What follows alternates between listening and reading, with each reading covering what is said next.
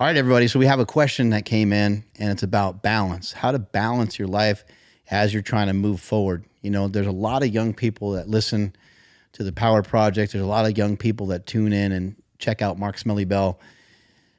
And there's a lot of people that aren't sure, like in their 20s, on how to proceed to really go for it.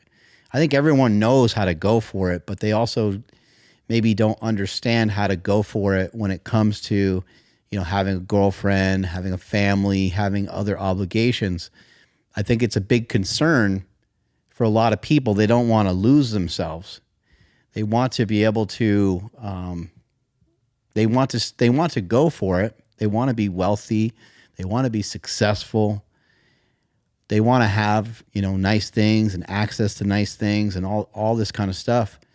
But I think many people are kind of worried or fearful that, because you just hear these stories all the time of people that do make it, and then they end up self-destructing, where they end up with, you know, a drug addiction, a porn addiction, alcohol, whatever it might be. We see it all the time where people crash and burn. And I don't think it happens more to celebrities than it happens to everybody else. I just think that that's kind of what gets highlighted. So this guy, who seems to be on a great trajectory with his life already, and I was flattered that he, you know, asked this question to me. So Ryan, if you can read some of this, I think this would be great to go over this for a Smelly Bell interview. It says, I lost 150 pounds after being obese my entire life and am now very much overcorrecting. I'm in the weeds of learning everything from basic strength plus hypertrophy to the biohacking and longevity stuff, full-blown obsessed. For a while, fitness took over, had a lot to unfuck. But now I'm trying to balance this lifestyle with building a business, family, and everything else that matters. I know you've had to learn to juggle the same things. Thankfully, the brand I'm trying to build is focused on inspiration, self-development, etc. So I know it's worth the time to get this stuff right. It's just the juggle.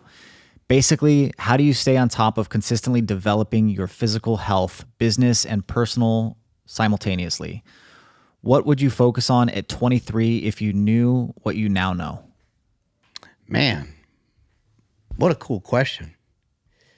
What would I focus on at 23? You know, I think at around 23 years old is right around the time when I met my wife. And I have never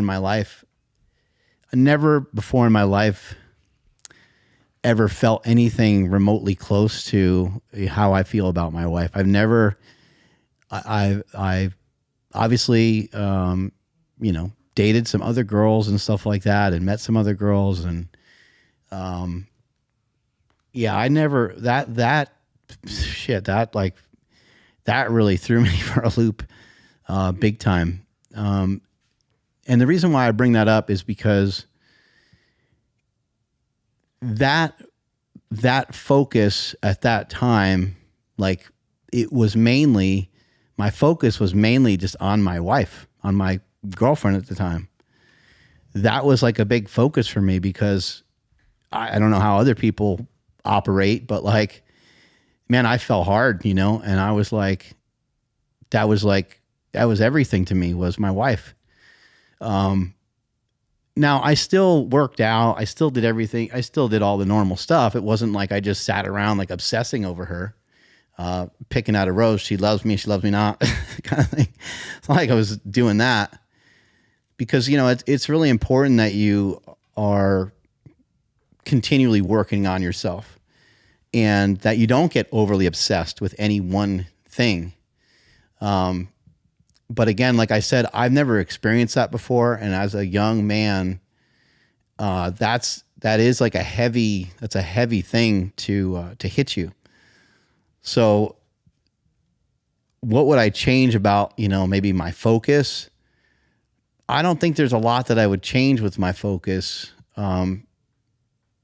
because of all the different things that happened at that age. At that age, I was also working at Mass Movement. which is a company that moves fitness equipment. That's where I met John Cena. That's where my brother, Chris, and myself recruited John Cena into the WWE. And my brother Mike was one of John's first instructors, first coaches. And, that was obviously like a long time ago, because John Cena's at the very end, or maybe by the time this airs, maybe he will already be at the end of his professional in-ring wrestling career. And I'm sure he'll do a lot of other great things coming up. Something that I could advise other people to do, though, is similar things to what I did, because I feel very fortunate at the way that the chips fell as I made certain moves. So luckily for me, I grew up with, first of all, I grew up with two great parents, which is always helpful in everything. But I grew up with two amazing brothers as well. My brother Chris and my brother Mike. And I was very, very close, and still to this day, I'm very close to my brother Chris, who now lives in Houston. So that sucks that we have the distance between us now, but we communicate quite a bit.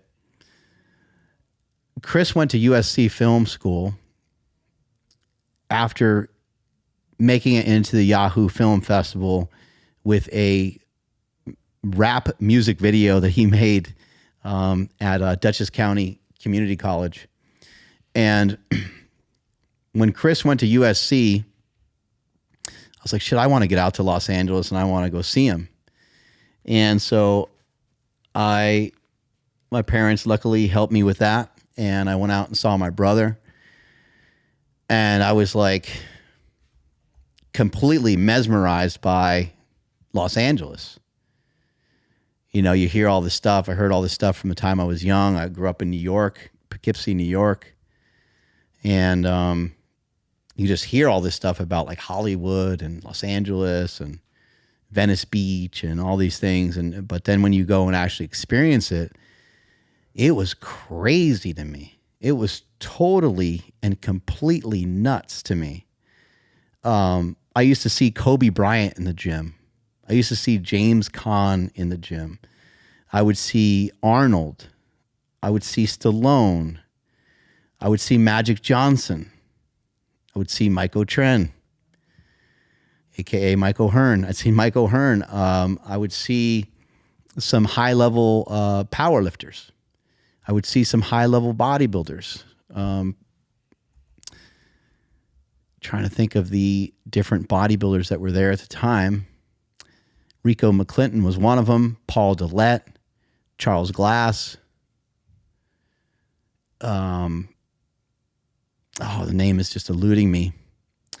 A couple other really high-level bodybuilders. So for me, at like 20, that completely blew my mind.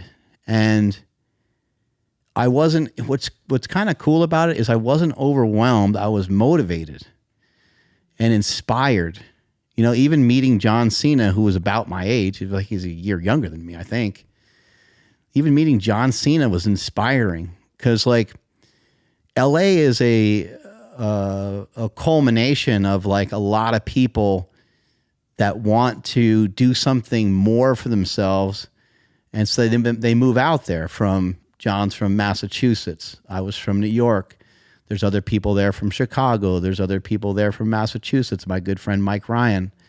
There's people like sort of trying to make it or make a thing of themselves.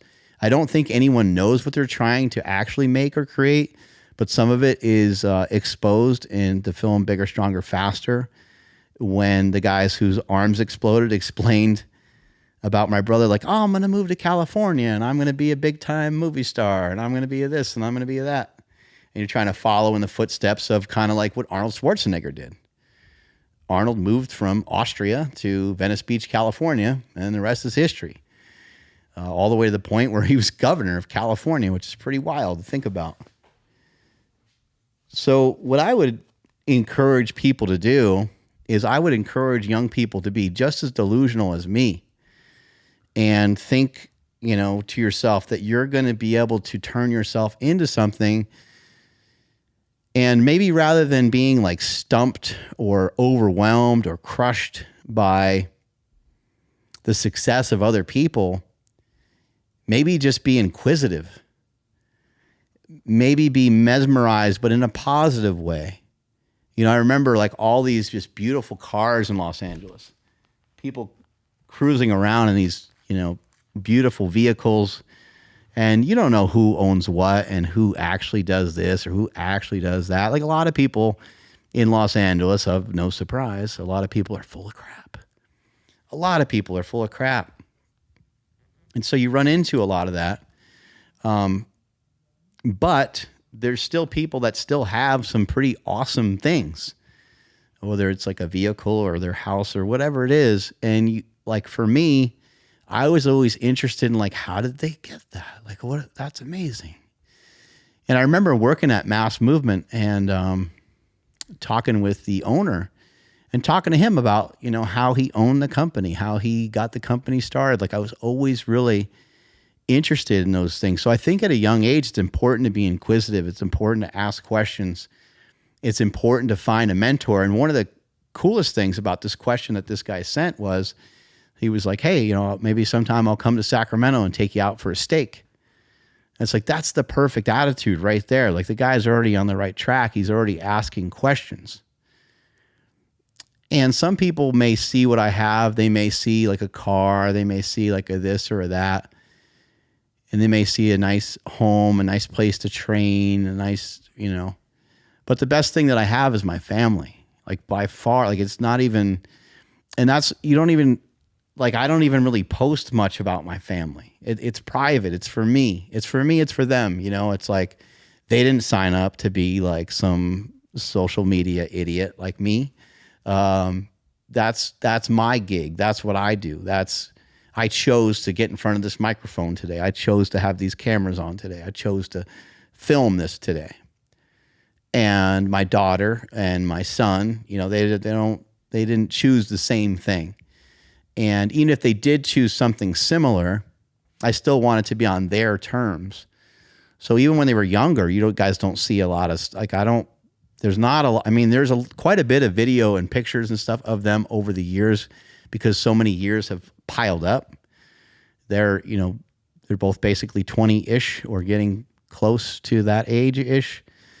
Quinn still, I guess, has a way to go to be 20, but they're young. Yeah, they're young, but they've been around for many, many, many years in the background of my business. You know, there's like videos that I was filming, and you know, Quinn was just like, Quinn was just active. She was an active little kid, and so she's involved in some of those old videos. She's kind of, running around or grabbing the camera and talking trash in some of those videos. And same thing with my son. My son is in Bigger, Stronger, Faster. He lifts a kettlebell up in the movie. And he's basically like a baby at that time. But, I recently had a conversation with my son as well. And I kind of told him, I was like, it's going to sound weird maybe for you to hear this, but like the greatest... There's nothing greater that's going to happen to you more than likely than you finding a significant other or you having a child or something along those are like those are the big ones. Those are the really, really big things that happen in this lifetime. And it doesn't matter. My son's a filmmaker, a writer, director, and trying to explain it to somebody is difficult. And so for this guy that asked this question, I'd say the same thing. You're not going to find anything more awesome than a family. And who you decide to partner up with is critical. And I'm not saying that everyone needs to have a significant other to have a good life. I'm not saying that at all, but that's been my experience. And other people, of course, they're going to have different experiences. Being open-minded, being inquisitive, being hungry. This guy that wrote in this question, he lost 150 pounds. Well, shit, man, that changes your mind. That changes your attitude. That changes so much about you. I really, with him stating that he lost 150 pounds and me knowing like the position that he's in and the success he's already enjoying, I see what he's afraid of. I see what he's kind of scared of, because you can go down that rabbit hole of, thinking that you're more important than you are, or you can go down that rabbit hole of just like being so into fitness or so into these gadgets or so into, he mentioned, like longevity, and he mentioned biohacking. It's really easy to get super caught up in a lot of that stuff and forget everybody else around you. Because when you lose that amount of weight, it starts out as like a healthy endeavor. You lose 50 pounds, 70 pounds, maybe even 100 pounds or so. And most people would be like, all right, I'm good. But then there's this other side of you that goes, wait a second. I can not only like lose some weight and be a little healthier, but I can also maybe be kind of jacked or be in good shape or find, some life hack or, so there's a lot you can do with it, and it gets to be exciting, and it gets to a point where you get kind of numb to everybody else around you. That happened to me when I was getting ready for a bodybuilding show, and I only did one bodybuilding show, and I talk about it all the time because it was impactful. And my wife got really concerned. She's like, you can get really tunnel vision. She's like, you're not doing another one of these, right? And I was like, sounds like you don't want me to do another one. So no, this will be it. I'll do this one, and if I have, an itch to do another one or something, we will discuss it. And, she didn't say any of those things because she's like trying to prevent me from having fun, or she's trying to prevent me from doing something. She's very, very supportive all the time of everything that I do. But she just saw how tunnel vision I got and was kind of taken back by that a little bit, because you could become numb to everything around you. And that this same thing can happen when you're after success and you're so hungry for success. It's like that speech where the guy talks about you gotta want it as bad as you want your next breath. You get to a point where it starts to feel that way because you're in this like personal development loop. And personal development is one of the greatest things that you're ever going to work on. I've said it many times before, the greatest interview that you're ever going to hear and the greatest podcast that you'll ever listen to is the one that you do with yourself. You sit down with yourself and you ask yourself the hard questions. And you figure out exactly where you're at when you are with your own thoughts and when you are asking yourself these deep-rooted questions.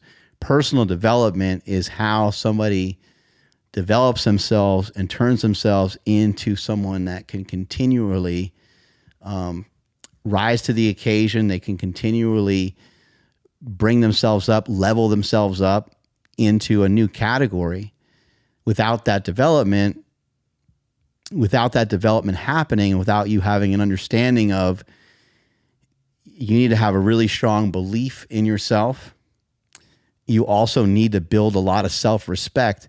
The way that those things get built is through consistency and follow through. When you have consistency and follow through and you prove to yourself over and over and over again that you can do some of the things that you've had, you can do some of these things that you dreamt of, you become highly addicted to it where you just want to line it up and snort it. You're like, holy crap, this is so awesome. But you just get immersed in it and you can get lost in it and you can end up,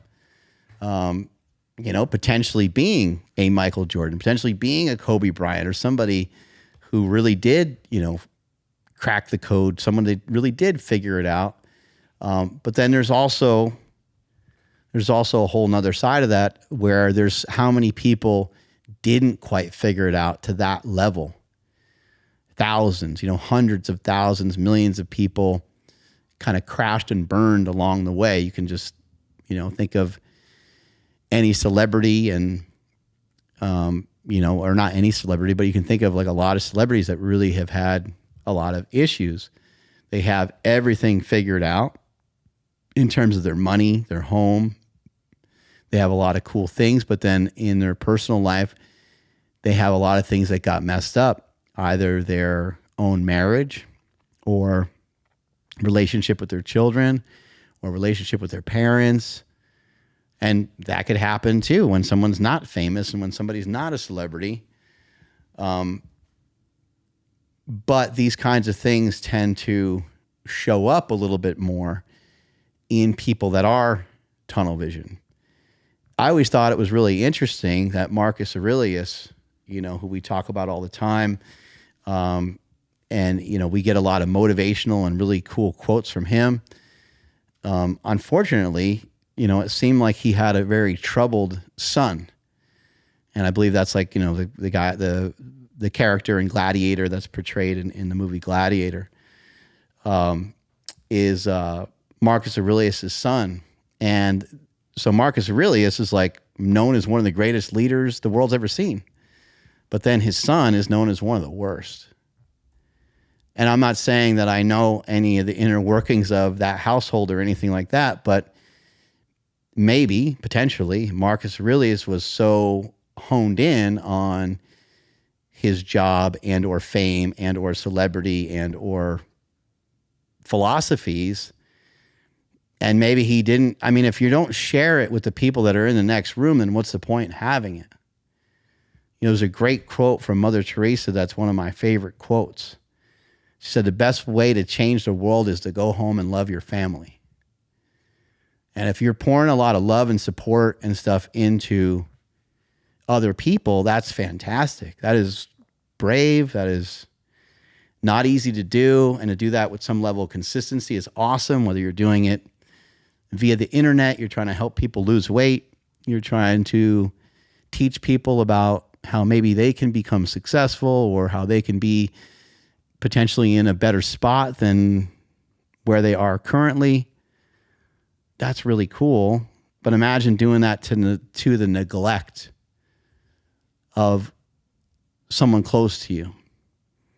And I think that's the concern for some young people is, I do want to go full bore into this. I do want to go nuts. I want to go crazy. I want to go for this with everything I got. And I should do it while I'm young. Strike while the iron's hot. All those things are very true.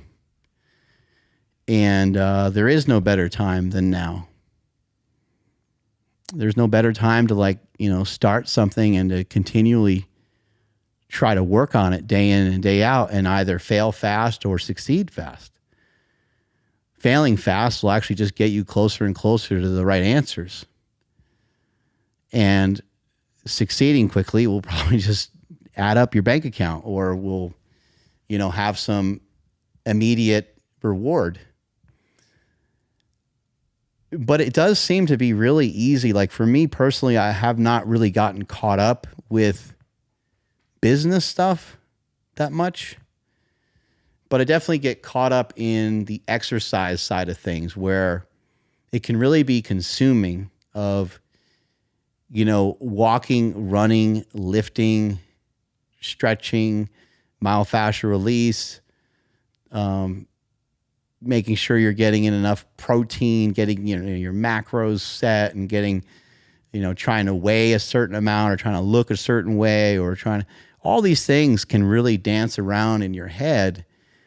And sometimes it's nice because it can assist you and help you with your goals. But sometimes you're like, man, like this thing's just running all the time. This like algorithm of the right thing versus the wrong thing to do is like just always playing in your head. Should I get more sunlight? Should I do this? Should I do that? Should I do this at this time? And then sometimes you end up with analysis paralysis. And you're like, man, it used to be beautiful when I used to just go and do things.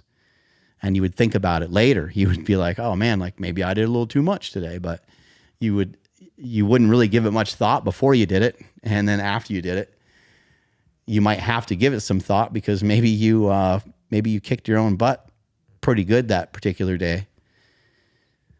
But these are all the concerns. And then people have a big concern over trying to balance stuff. And what I would say about balance is it's my belief that you're going to be off balance occasionally. You're going to have some really good balance. You're going to be balanced, and you're going to feel like you have the balance that you need in your life. But you're going to have other times where, like let's say it's like a relationship thing, and you're really going to the gym and getting a lot of gym stuff done. You're getting yourself in really great shape. You're all fired up. You're excited, but maybe it's to the neglect of your relationship. And then you start to get in some conversation about that. And that's okay that got thrown off course a bit. And as long as everyone's communicating, then we're like good to go. Because now you can have some dialogue and say, hey, well, that I really like exercise, but yeah, it was 4 days in a row. I was at the gym for 2 hours each time. You start to figure out what's more reasonable for me to do. Maybe for somebody that's as simple as getting a curl bar and a kettlebell at home. And then, you're like, okay, well, once a week, I'm going to run out to the gym and be there for 2 hours. And the other times a week, I'm going to figure out what to do with this curl bar and this kettlebell. And on a weekend, I'll hit the gym up here and there in the morning. Or you go when everyone's asleep. Like those are the ways that I personally balance things out, was to train early when my children were young. Once your kids are up, it's like, man, it's like, it's on, the whole day is just going full tilt at that point. And so once your day is kind of cranking, it's going, and you're not the only one, you're not the only one trying to do something. And so being really conscious of everybody else and putting yourself, I think I've done a decent job of trying to, and I could have done a better job when I was younger probably, and this would have been great to know at 23. Put yourself in other people's shoes, put yourself in the shoes of your significant other, put yourself in the shoes of your son, put yourself in the shoes of your daughter, and think about what's their perspective. How are they looking at this situation? How do they feel, when I do this or say this, or does it bother them at all that I'm at the gym for this long? Or does it bother them at all that, I get home from work late every evening and don't get an opportunity to eat dinner with everybody and watch TV and things like that. And you start to learn about that stuff. And then you start to think about, okay, well, what's reasonable? Like what would be reasonable? Is it reasonable for me to be here 24 hours a day? Well, no, that doesn't seem to make any sense at all. Like you can't just, be at home for everybody all the time, right? But what would a reasonable version look like? Well, what if you were home, at 6 p.m. a couple times a week, Monday, Wednesday, Friday, and you talk to your spouse about it and you say, hey, you know what? I do understand these family dinners are super important, and I'm going to make sure that I make it on these days. Then you have some days mapped out. Those are the things that I did in my family, and we were able to not always make them work, but make them work enough. Fridays were usually a date night for my wife and I, and sometimes it would entail us going out and, my parents watching my children. And other times it would just entail that we stayed at home and just, watched a movie together, cooked up some popcorn, or, enjoyed a dinner, enjoyed a glass of wine.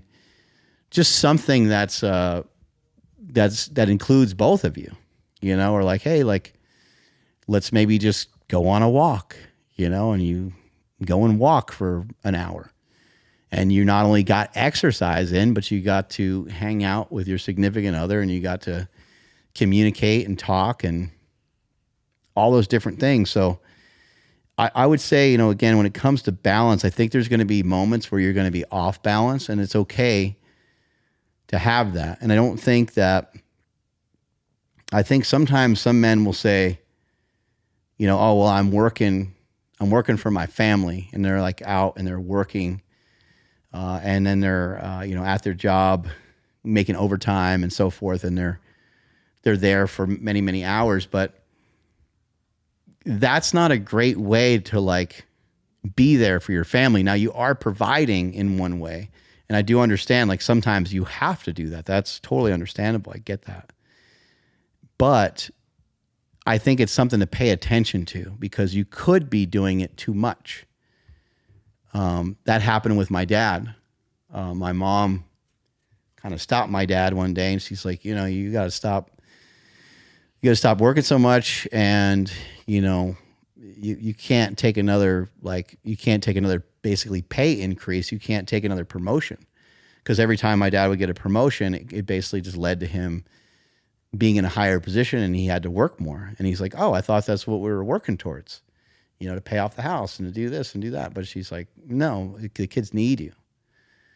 And he was like, oh, like he just, obviously he knows like his family needs him, but he thought maybe at that time, he thought that the family needs him to fulfill what he was doing financially while my mom was a stay-at-home mom.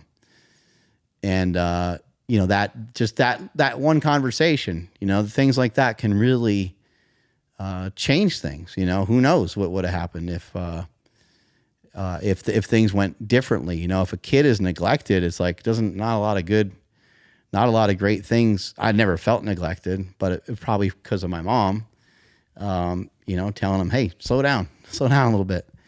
There's usually workarounds for everything. And I think communication, you hear so much about it. They say the worst part about communication is just thinking that it ever happened, because like sometimes what you think and what somebody else thinks about what was said, they're like two total opposite ends of the spectrum. And you're like, how did we end up here? And you're like, damn, this is crazy. So great question. Really appreciate it. Ryan, you have anything you want to add to that? Yeah, you mentioned you had a conversation with Jake about finding a significant other, and how that basically be like, if not the most substantial, the most important thing that he would find in his life. I guess my question is, how do you, like, there's probably a lot of younger people that are watching. How do you know when you've found the right person? Yeah, man, that's a great one, because that's tough to really know. It's easy, it's easy to fall in love is what you'll find, especially, like, I don't know how it is for girls, but, or at least I'll just speak for myself, really, more so than just men in general. But like, yeah, with my wife, I don't know, like, I guess it's easy to look back on it now and just to say like, oh, I knew. With her, it was like, there was a couple instances where it was just like clear, it was clear that we're going to be together for a long time. I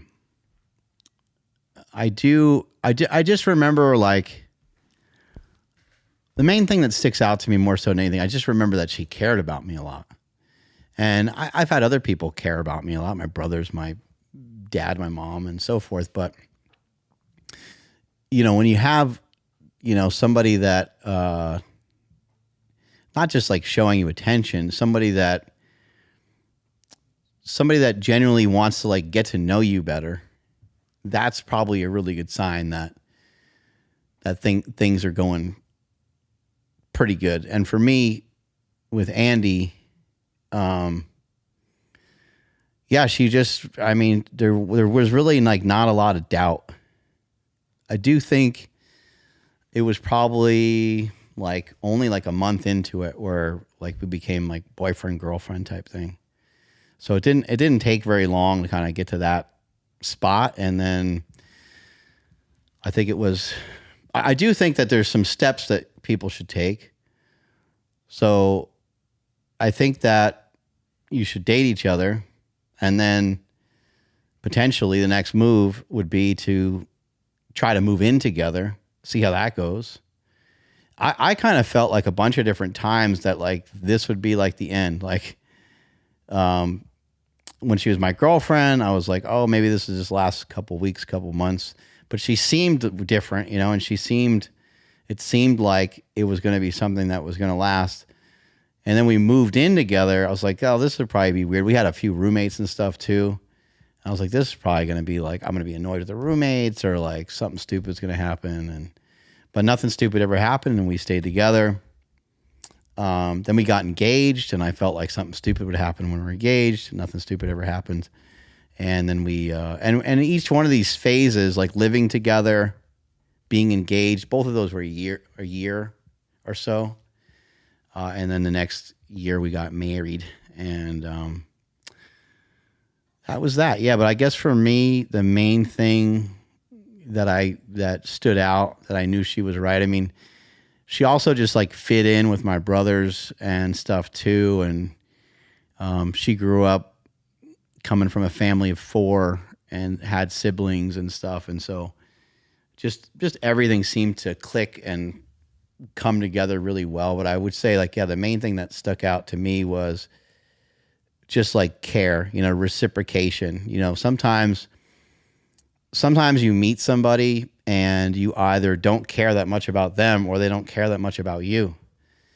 And it's like actually pretty obvious usually, but for some reason we don't really see it, or we don't fully, I don't think we want to see it. I think we kind of know it, but we don't really want to know it. And so just knowing that she, you know, cared. I mean, little stuff. Like I remember going to the movie theater with her, and I put like my hand on her like leg, and then she put her hand on top of my hand. You know, just little shit like that, where it's like if you put your hand on a girl's leg and then there's no reciprocation, then you just kind of move your hand back to wherever it came from, and you just that's that, right? And so I think when someone cares or shows that they care, I think that's a really good sign.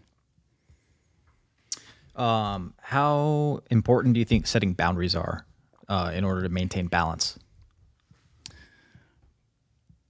I think that, you know, for certain things that you really love, you're probably going to have a hard time setting boundaries for, but I think boundaries are a good idea. If you're doing something and you're single, it's a little different because you can go after stuff a little differently. But if you do have a significant other, I mean, you might want to share with them like what your goal is. What are you trying to do? You know, you're like, I don't know, you're way into, you know, BMX racing or whatever. And it's kind of a dangerous sport and you can get jacked up doing it. But you explain to your significant other, you say, I want to compete in this, you know? And that's where you have like legit conversation. Okay, at what level? You want to make like an Olympic team? Like what are you trying to do? You trying to get sponsorship? You want to compete in masters classes? You want to compete at a world championship? And then also like how long? How long are you going to do something for? So when I was a professional wrestler, I told my wife, I said, this really means a lot to me. This is what I like to do at this time. And it was something that I started to do like not too much long after meeting her or right around the same time. I can't remember the exact timeline. But I do remember having that conversation with her. I was like, I want to do this for about 5 years. And in 5 years, if I'm not really where I want to be, or if it's not what I thought it was, then I'm going to quit and move on to something else. And that's exactly what happened. Fast forward 5 years, you know, I wrestled in UPW and did some stuff with Cena and a bunch of other pretty awesome workers and wrestlers. And then had an opportunity to wrestle over in Japan, which was really cool, with my buddy Spanky. And then also had opportunity to wrestle for Ohio Valley Wrestling in Louisville, Kentucky. And those were some cool experiences. And that was where Brock Lesnar, Shelton Benjamin, and a bunch of other, you know, Dave Batista, a bunch of other really prominent. And that's where Cena really learned his craft and honed everything in, was at Ohio Valley Wrestling. So that's, you know, I went there. And while I was there, it was just like clear that I wasn't really, you know, I wasn't really making I wasn't really making a lot of progress, and I wasn't really in love with the sport like I kind of maybe thought I was. And so that's when her and I just had a conversation of like, hey, well, she wanted to get out of there too. She wanted to get out of Kentucky, and we just had my son. We had him when I lived in Columbus while I was training at Westside. And Westside, that was also another conversation of like, hey, if your work will allow you to do it, like I think we should move to Columbus, Ohio, so I can go and learn from the best and learn from Louis Simmons and have him be my mentor. And those were like, the conversation wasn't quite like that, but it was something along those lines. And, my wife supported it. She went along with it. She was like, okay, cool. Let's go, and she asked her work if she could, work from home. And they said yes, which was unconventional 20 something years ago. And because she did sales, and the company that she worked for, they actually just shut down one of their buildings, one of their places in Los Angeles, I think it was. And so they didn't need anyone to come into the workplace anyway. So it worked out perfectly. And then we moved back to California, and then we lived here basically in Davis, California, where this studio is right now, here in Davis. So I really think, communication, boundaries, like having those boundaries and then following through on those things. You don't want to be a liar, pants on fire. You don't want to say one thing and then do another. You want to, cash in those things that you said you were going to do. So that way you're showing that you're a reliable spouse, you're a reliable person. Now your wife is like, she's going to be more trusting of you when she sees that you hold up your word. Now there could be like some negotiation of like, maybe you do something a little longer or whatever. Of course, there could be some wiggle room to have some more conversation in there, but communicating about boundaries and communicating about how important something is to you. I hear people say stuff all the time, and they're like, oh, my wife, she's won't let me do this, or she would never go for that. Or I hear someone say it about their husband, and I'm like, it really makes me wonder. I wonder if they really, did they really communicate about this? Or do they just think that their husband's going to say no? Maybe they haven't said like, I would really love to, go to Greece and, just have a week away with my girlfriends. Like it's really important to me. I'd love to go do that. And if you guys can afford to do that, like why would you say no? Everyone's entitled to their own opinion and stuff like that. But if it's someone you care about and they're communicating to you that there's something that they really want to go and do, I can't really see too many reasons on why you would be like, well, so I think the boundaries that you brought up there, Ryan, I think is really critical, because it can help you to kind of course correct. It can help you to stay on track, and those, even with like the fitness goals and stuff. I think if someone was to say, I'm going to do a bodybuilding show, well, then the next question, like, okay, when's the bodybuilding show? How many bodybuilding shows? What's your goal? Do you want to win? Like, if you win, are you good, or do you have to win?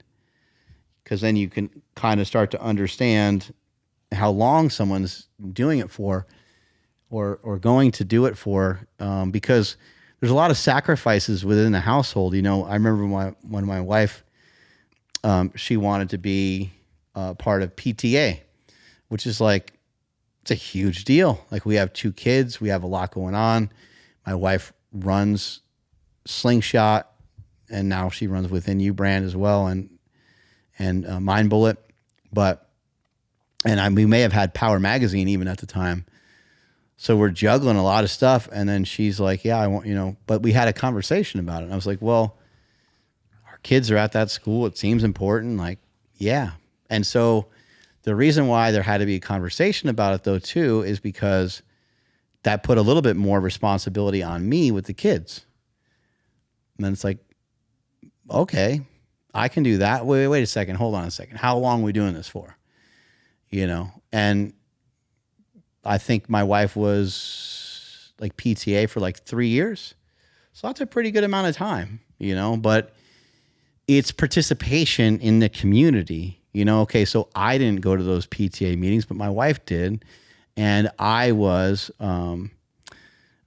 watching my kids during that time. So it's participation basically by the whole family to, this potential thing that could lead to better outcomes for the school or whatever it might be.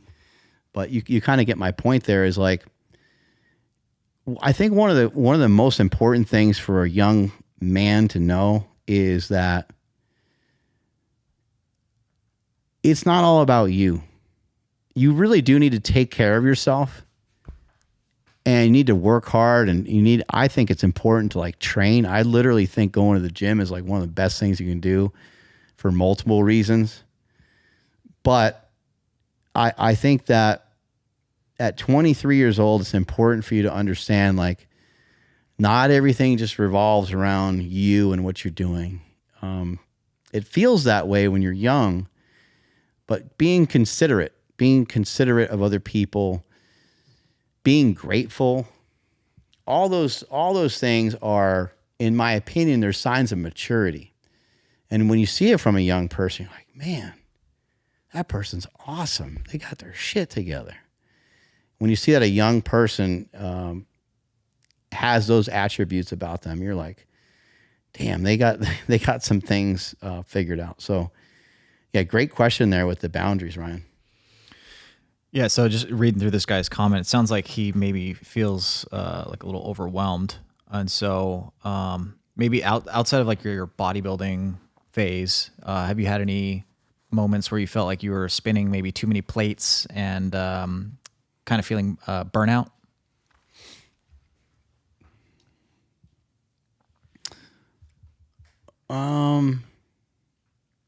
I think, everything's been pretty gradual for me. Even the bodybuilding show, it was like, I was already like powerlifting for so long. I already like knew how to push pretty good, but then the ramp up was like the diet and the kind of 24/7 thing that goes on with the cardio, and like literally my day was pretty full because there's like a few hours of like training, and then there's like meal prep and so forth, and then your day is shot. But again, that was like 10 weeks or something, or 8 weeks, so it really wasn't that huge of a deal.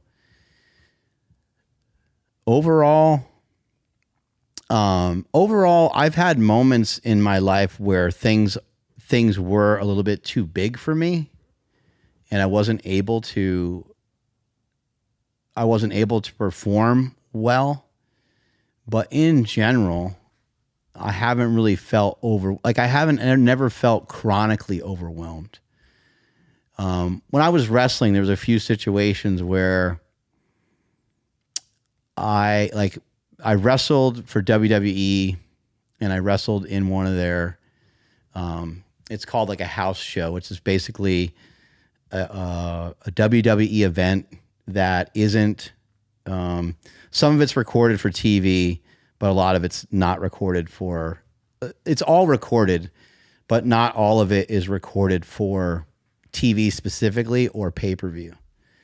And I did one of these like dark matches. A dark match is like a match that goes on before, before the big show starts, before the actual matches with the high level wrestlers begins. And yeah, I just, I wasn't ready for the moment. Like there's, a big crowd, and I didn't do really well. So like in that moment, I was overwhelmed to the point where I was in pretty good condition, in pretty good shape. But by the time I got to the ring, I like lost my legs. My legs weren't part of the show, because like I couldn't move because I got such butterflies. in my stomach, that all the blood like went to my stomach. And it was weird too, because I don't remember really feeling like scared or anything. I remember kind of like thinking I felt like more excited, but there was a few spots during the match where, you know, I needed to like jump and run and do certain things. And it just didn't come out. Like I did it, but it was unfortunate because I was actually pretty good at some of those things that I botched basically in that match. But I think, you know, when I look back at anything like that that's ever happened to me, whether it's a missed lift in a powerlifting meet or, you know, not being ready for a moment like that, all of it's just like preparation. You know, with more preparation, I would have done way better. You know, there's not a situation where more preparation would have led to worse outcomes.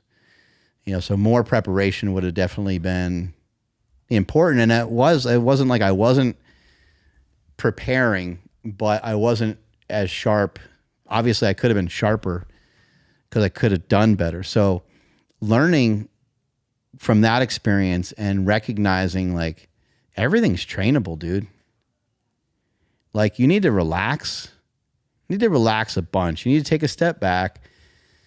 You need to take a deep breath, and you need to understand that everything can be trained, and all problems have solutions. We just might not always find them. All problems have solutions. You might not always find them, but they're worth looking for. And so whatever, you know, when people have a lot of anxiety, for me, sometimes it doesn't always compute with me. I don't always understand it because I'm like, man, doesn't that person realize like they could just kind of work towards that a little bit more and they can actually fix that part of their life? But I realize that sometimes anxiety, you know, sometimes these things are just playing in your head and you have little to next to no control over it. It's not like anybody wants to have anxiety. It's not like anybody really wants to, you know, have that much worry going on at a particular moment. But sometimes there's just something that's like on autopilot. But again, I do think that these things can be practiced. I think even that can be practiced. I think that you can, if you are being honest with yourself, I think you could take a couple steps back, and you might have to go from, you know, you might have to go to a 0.5 zoom on your phone or do a drone shot view of what's going on so you can like have a better understanding of, you know, why am I feeling overwhelmed? And for me, for that one example of feeling overwhelmed, you know, wrestling in front of like 20,000 people or whatever it was, or 10,000 people. Interestingly enough, you know, I did wrestle in Japan and wrestled in front of bigger crowds and didn't have any problem. I also fought in the Joe Louis Arena in a boxing match thing where it was wrestlers versus former NFL football players. I fought at the Joe Louis Arena, and those tickets were probably free because of the event that it was, but there was probably a good 10,000 people there in the audience. And I knocked the guy out, knocked him out of the ring, and had a good performance there. So like I didn't have like performance anxiety, so to speak, in these other events. And all it had to do with was just like preparation. Like I wasn't as prepared for that wrestling match as I was prepared for the wrestling matches that I did at Sumo Hall in Japan, or the subsequent other match that I did in the Joe Louis Arena in Detroit, which was like just a regular straight up boxing match, which I wasn't really all that prepared for boxing because I you know, took it on kind of short notice, but like I have a boxing background and I just trained for it. So yeah, it made me kind of recognize and realize that so many things are trainable. There's solutions. There's people that know stuff, you know, like even if you have some sort of ailment or, autoimmune disorder, or I don't know, something wrong with your eyesight or something wrong with whatever. I mean, there's almost always like at least partial solutions. Like right now, currently, we don't have like a real, well, I guess we have some solutions for cancer, but it's not eradicated yet, and eventually it will be. But then something else will pop up. And when that something else pops up, it will feel like we won't have a solution for that either. But with the right research and the right mindset and the right people doing the right investigation, like there's a solution out there for everything. It's just they might not always be found. Are there any like non-negotiables that you've had in place over the years that have kind of helped keep the balance between Slingshot and your family and then your own personal fitness? Like one of the things I'm thinking of is I think you mentioned, I could be wrong about this, but I think you mentioned like you would cook your kids' breakfast every morning for a while. And so that seems like it'd be like maybe one of the non-negotiables, like you're invested in your the diet of your children. And so, yeah, are there any other things? And then I guess what are those non-negotiables and what's the significance of each one? Yeah, for sure. I mean, I did cook breakfast for my kids every morning, probably not even for that long. When you look back at stuff, it's like in the moment, it seemed like it was like a big deal, but it was probably just like 2 or 3 years worth, which I guess is a lot, but it was only like during the school year and stuff like that. Just really trying to, I mean, what I would do is I actually made them like Coach Greg anabolic French toast every day.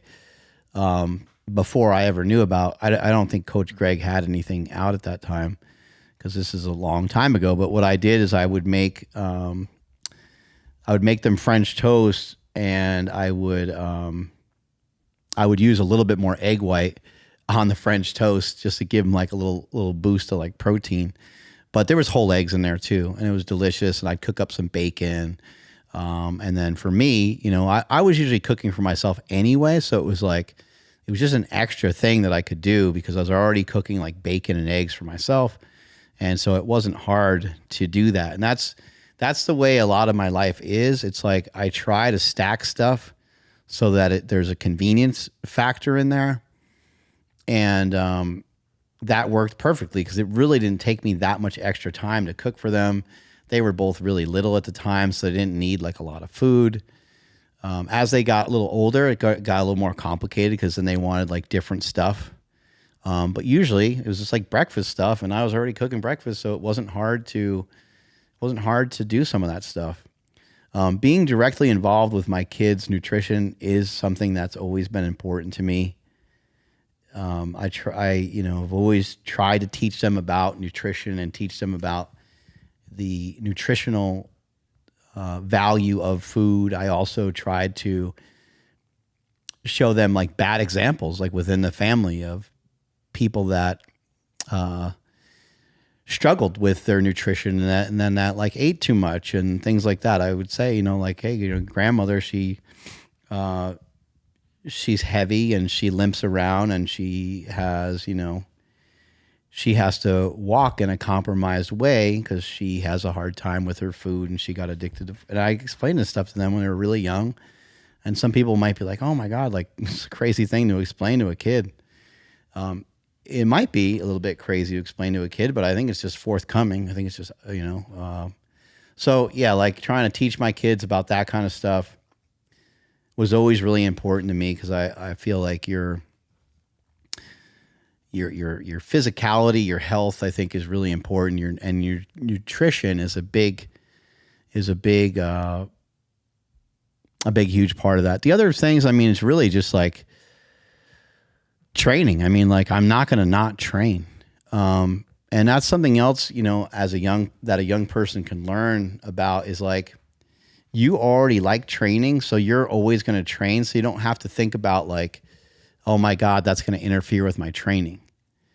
You don't have to think about, your wife is talking about going to Italy with you for like a honeymoon or just a vacation. You don't have to be in a panic about your workout and your diet. Like, you know that your workout and your diet stuff is always going to be playing in the background to some degree. So there's no reason to sweat it. There's no reason to be like, oh, but like, there's no reason to even like bring it up. Just be normal, be normal for a couple of days. And if you did miss some workouts and stuff, you shouldn't really miss workouts, because you should be able just to do some push-ups and squats wherever the hell you go, or some lunges or something like that, or even just walking. You should be able to get in imagine walking 5 miles in a day and then saying that you didn't work out for the day. I was like, that's a pretty nice amount of walking. That's a pretty good chunk. So that is a form of exercise.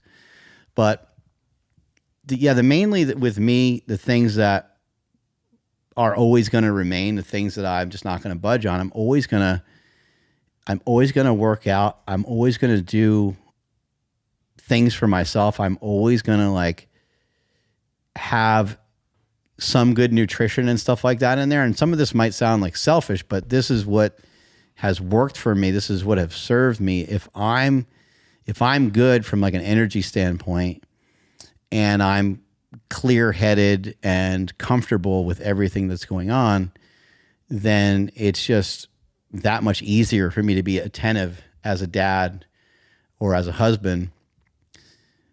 One thing that I don't like in households is yelling. And so in my home, I didn't want anybody yelling. And when the kids would yell and start screaming and stuff, it's like, well, it's understandable. They're little kids. They're going to make some noise. So I didn't care a ton about that. But if they were screaming and like carrying on and like just being all pissy and weird or whatever, I would communicate with them and I would say, hey, we don't do that in this house. This house is like, we live in a beautiful home in a beautiful neighborhood. I was like, your mom's in the other room. I'm right here. You got my attention. Like, what do you need? What you need something? And I would tell them, like, we have a pool in the backyard. We have a hot tub in the backyard. Like, all of that is here for you and here for your friends when they come over. And this house is for like people to have a good time in. Not to be, fighting and whatever else you're doing with your sister. Jake and Quinn, going at it, brother and sister type thing. And so like, stuff would happen. I'd be downstairs, cooking or something like that. And then I would hear yelling, screaming, whatever else. So I would go up the stairs and I would just talk to them. I wouldn't yell. I'm not, even when dinner was ready and stuff like that. Like I don't approve of that. I don't believe in that. I don't think it's a good form of communication. I don't like to be yelled at. And so,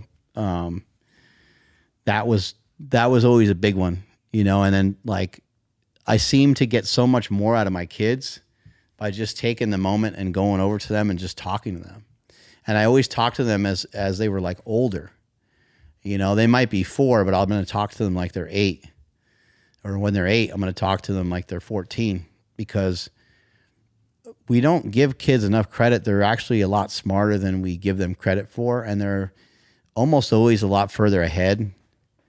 And if you tell them stuff at 4 and you continue to say it, it might be a lot for a 4-year-old, but it's not going to be a lot for a 4-year-old that's been told 20 times. Now that 4-year-old kid is, now has kind of graduated on to almost being like a 6 or 7-year-old kid, because you talk to him about this situation many different times. And you see that a lot from young kids that have siblings that are quite a bit older. Sometimes there's like a sibling that's like 8 years older. And that 4-year-old kid will be way smarter than other 4-year-old kids. It's because that older kid that's like 8 years older than the other kid, or 6 years older than the other kid, or whatever it might be, they didn't speak to them like they were a baby. They treated them like they were almost like equal. And so that kid learns. I mean, I remember Quinn, we were at like a water park, and like Andy and I are like, we know Quinn was like hanging out with like her friends and stuff. And so we're kind of like looking around, and we didn't see her because we weren't expecting her to be in the spot that she was in. And we go walking over towards these girls that we thought Quinn was with. And she goes, oh yeah, they're like, oh yeah, Quinn's right there. So Quinn was hanging out with older girls, and she's laying out in a beach towel sunbathing. And she's like 6. Just because she thought that was normal. That's what the other kids were doing. That's what the other girls were doing. And some of the other girls in their group were like 12. And we were just, or like 13 or something like that. We were just kind of like laughing. So a kid, you know, they're going to normalize stuff, you know, from like, they're going to normalize stuff that you tell them or stuff that you do. They're going to see it and they're going to do it. So yelling was something I wasn't going to do. And just getting angry. I just think getting angry is a huge weakness. It's a huge weakness for men. And I don't think that Quinn has ever seen me mad. Maybe. Maybe. Jake has seen me mad. For sure, Jake has seen me mad. But Quinn hasn't seen me mad, I don't think. So, those were really important things to me. Like, I don't think that anger really gets you anywhere. I think there's other ways to be assertive. There's other ways to show within your family, or there's other ways to show your spouse that you're pissed. There's other ways to show that you're very frustrated with a particular situation that happened. But yeah, anger is one of those things. Like, if it sucks for me, if I get mad, which is rare, then I might get really mad because I'm like frustrated that I got mad in the first place. Because normally I can work things out pretty good in my head and I can figure out a way to not be frustrated. But those were all things I never wanted to like really show my kids as like being a normal part of behavior. And it's certainly not anything that I want directed really at like my wife or anything either. So those were the main things. And I think, again, just having myself taken care of makes all of that so much easier. Like, it's going to be harder for me to not want to yell, or it's going to be harder for me to stay calm and maybe not get angry if I'm not doing the stuff that I want to do, and if I'm not like fulfilling and meeting some of the things I'm supposed to do as a man, and just some of the things that I want to do on a daily basis. Everything would be way more frustrating so for me, balancing myself out, like a big part of it is just me being me, like going and doing the stuff. And then maybe occasionally trying some different stuff. Like maybe you don't ever hit like a heavy bag or something, you know, maybe that's something you just try. Like maybe you go over a buddy's house or a relative's house, they got a punching bag, you punch it a couple of times, you're like, I kind of dig that. And then maybe next thing you know, you're getting a punching bag. Or maybe like a bike ride. You know, like maybe don't be so quick to shut people down when they invite you to something, or they say, hey, me and my friends, we're going down to the beach, we're going to chuck a Frisbee around or whatever. Like, think about it more. Don't just say no. Like, think about it. Be like, oh, that's an activity. I don't really chuck a Frisbee around, but F it, I'm going to go. Like, just go do it. Who knows? It might turn in like a thing for you. It might turn in like a hobby, or it just might be something fun, something extra to give you like peace of mind. Because these activities and these things that we do, especially things that you do with other people, and being somewhat communal in some way, even if it's just in your own circle and your own friends, I think has like so much more value than we give it credit for. I also think that some sort of meditative practice of some sort, I think, is really important. And I don't think you have to like meditate. But I think you might need to find your own version. For some people, that might be like lifting. Some people, it might be like running. For other people, it might be walking. But I think you need some like solitude. You need something that you can kind of, like, I could be in, I could have digestive issues and go on a walk and they're gone. I could be really frustrated about a situation. I can go on a walk and it's gone. I could be really sad about something. I can go on a walk and I come back, it's gone. Like walking for me is like awesome superpower. Awesome. It almost always makes me feel better. There's like rarely a situation where I guess sometimes it's like super hot out. I come back from a walk and I'm like, shit, that might have been a mistake to walk when it was that hot out. But other than that, it's like, it seems to work every time to go on a walk. That's all I got for questions. Strength is never weakness. Weakness is never strength. Catch you guys later. Bye.